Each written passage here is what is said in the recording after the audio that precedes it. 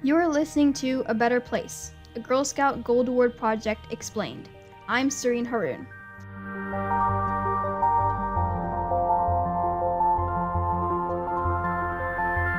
Today, I will be giving you all the details regarding the first half of my project, making and delivering the face masks. I want to start off by saying that this portion of the project grew bigger than I ever saw it becoming. My idea was small: sew some face masks with a couple of volunteers and donate them to frontline workers. The result, though, was huge. 7 volunteers and I worked over 3 months to make just over 300 face masks and deliver them to 4 hospitals in the Dallas-Fort Worth area.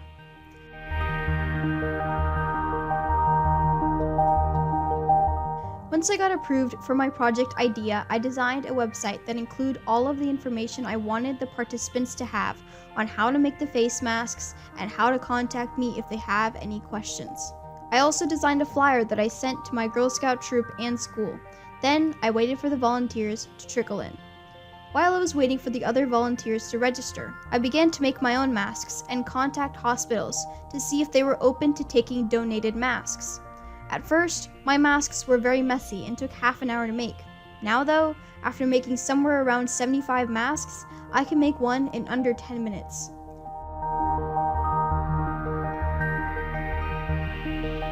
Calling the hospitals was tedious and required a lot of organization and patience, but eventually I found 4 hospitals willing to take my masks.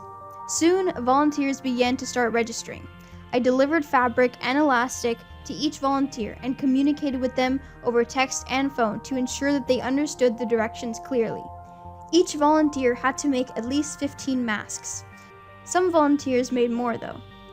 When a volunteer had finished making their masks, either I went to pick them up from their house or they delivered them to mine. Practicing CDC guidelines, we just left the bag at each other's front doors. Then I had to inspect each mask to ensure that it was neat and clean. In some cases, I could fix the mask so that it could still be delivered, but sometimes I had to throw them away. About 3 months after I had initially started the project, we met my goal, and I began setting up the drop-offs with the hospitals. I chose a weekday in the summer to drive around and deliver the masks to each hospital. Each hospital received about 75 masks. I had made a half-sheet receipt so that I could keep track of each hospital I donated to and how many masks I gave them.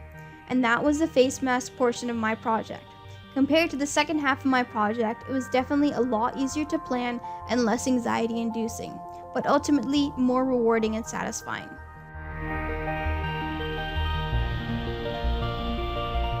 A couple of weeks after donating the masks, I received some mail in my mailbox from one of the hospitals thanking me for the masks I had donated, and I think that was the first time that the scope of my project finally set in for me. The mask that I had carefully sewn together, the mask that I had counted and placed into a gallon bag, the mask that I had instructed my volunteers on how to make, had ended up wrapped around another person's face, protecting them, keeping them alive. There is no feeling like that in the world, to know that you helped save lives.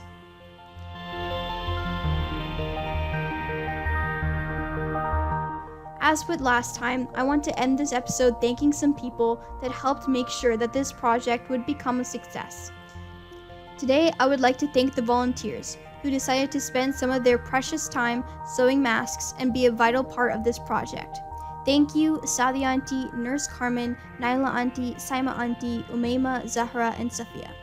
I could not have done this without you.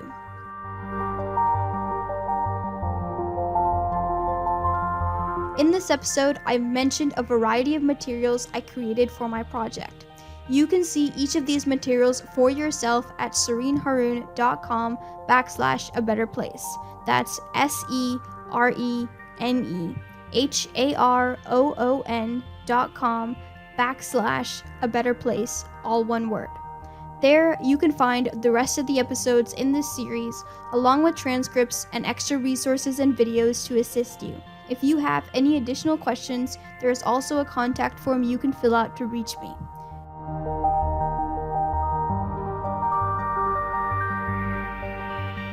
Next time on A Better Place, I will be giving you a crash course on emergency preparedness to kickstart your own research into the topic. Thank you so much for listening, and I'll see you next time.